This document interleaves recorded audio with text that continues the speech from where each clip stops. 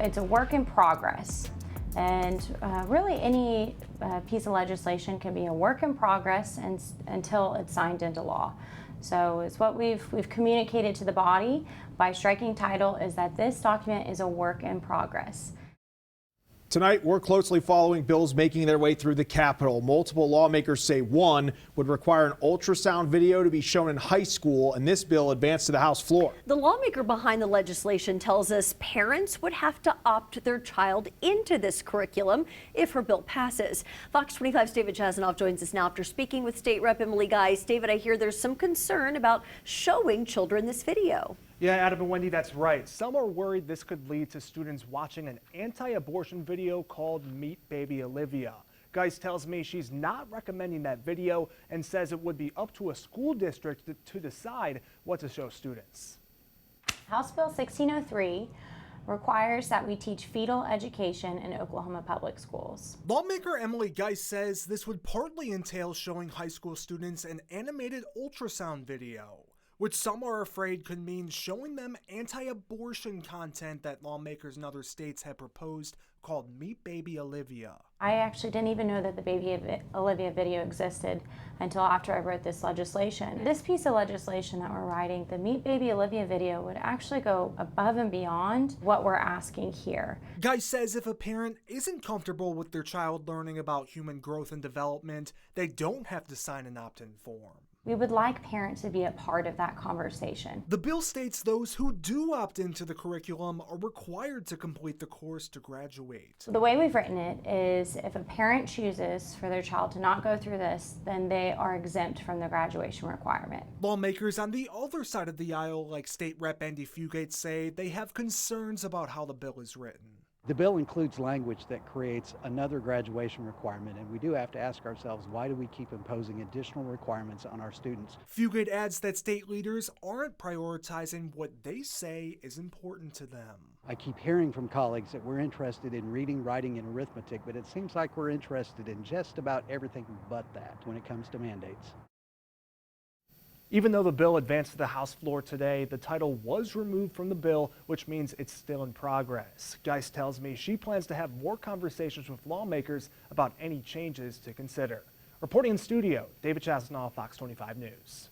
David, thank you. And school districts could be required to limit the use of virtual school days. The Senate Education Committee approved Senate Bill 758 today. The bill's authors say the measure is designed to ensure students receive the in-person instruction necessary for academic success, while still allowing districts to utilize emergency virtual days in specific circumstances, including inclement weather, staffing shortages due to illness, or building maintenance issues. The bill also aims to add a layer of accountability for the district if they do use virtual days. We actually have a reporting requirement, and so we're asking for clarification. We want the school districts who use virtual instruction to tell us how many days and what they're doing, how many days, and then the reason for which virtual learning was provided. OSDE would also be required to publish an annual report detailing the use of emergency virtual day usage by the end of June each year. That bill now eligible to be heard on the Senate floor. A state lawmaker looking to impose a 2-year moratorium on executions in Oklahoma. Under Senate Bill 601, the Court of Criminal Appeals would not be able to set execution dates for death row inmates until June 1st of 2027. The bill's author, Senator Dave Rader, says the measure would also create the Death Penalty Reform Task Force, which would investigate current execution procedures and the progress of implementing the reforms outlined in the 2017 report. Concerns were raised about the message a moratorium would send. That is, the underlying philosophy is eroding the types of disciplines that need to be in civilized society to make it abundantly clear you break the rules and you break families, there will be an execution at the end of those decision metrics. Despite the concerns with the bill, it did pass through the Senate Judiciary Committee 5-3. Now, a bill to reduce cockfighting to a misdemeanor failed in a Senate committee meeting today. The bill would have also removed imprisonment as a punishment for first offenses and further defined what active participation in a cockfight meant. In 2002, Oklahomans voted overwhelmingly to make cockfighting a felony. Some lawmakers were concerned the bill today undid the will of the people. If this took a vote of the people to be able to get it passed, wouldn't it be appropriate to be able to send this as an SJR and to be able to put it to a vote of the people again? The bill failed to advance with a 4-3 vote. A similar bill in the House has not been heard in committee. A bill aiming to change the citizens' initiative process is moving forward after being heard in committee. Under Senate Bill 1027, the Secretary of State would have the power to remove any petition that violates the requirements of this bill. The measure would also require people signing a petition to attest that they have read the entire ballot title. And it would change how many signatures can be collected in certain counties.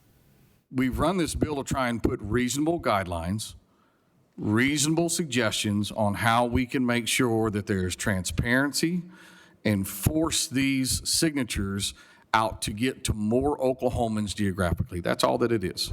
This bill 1027 is going to kneecap the ability of future generations of Oklahomans to have impact in the democracy that is supposed to serve them.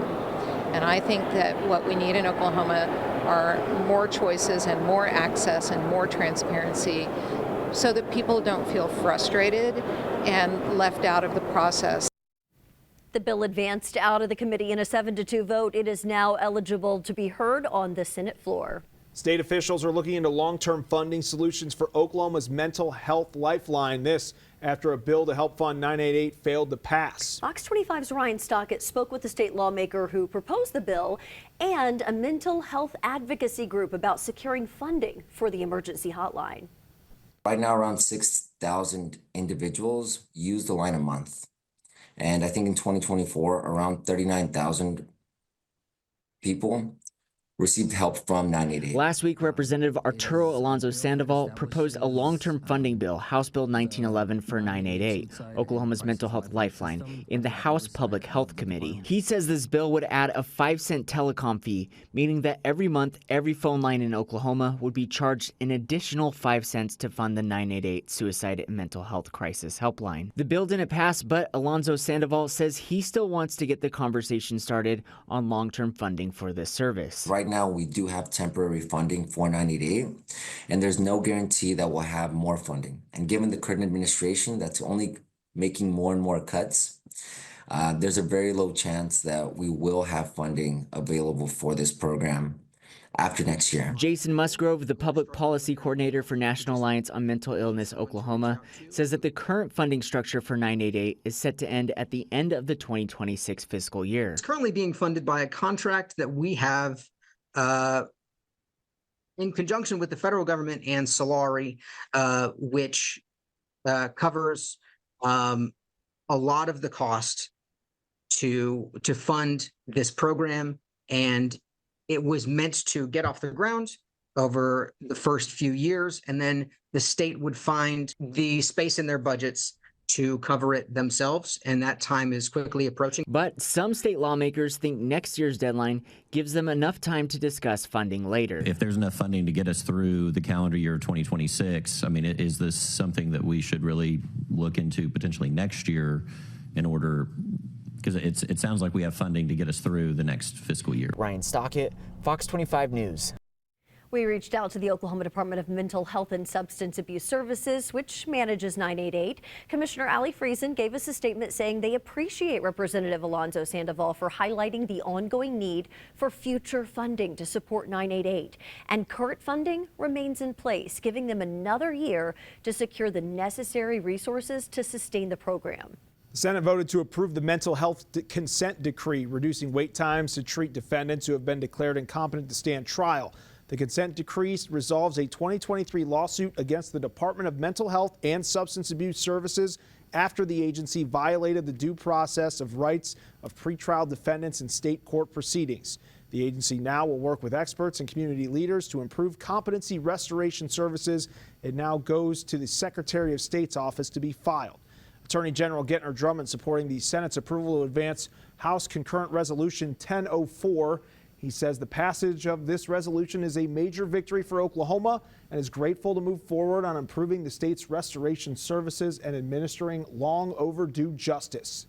A state Senate seat for District 8 was up for grabs in today's special elections. This is the seat previously held by Roger Thompson, who resigned in November. Results show Brian Logan and David Nelson are headed to a runoff, since all the candidates failed to win at least 50% of the vote.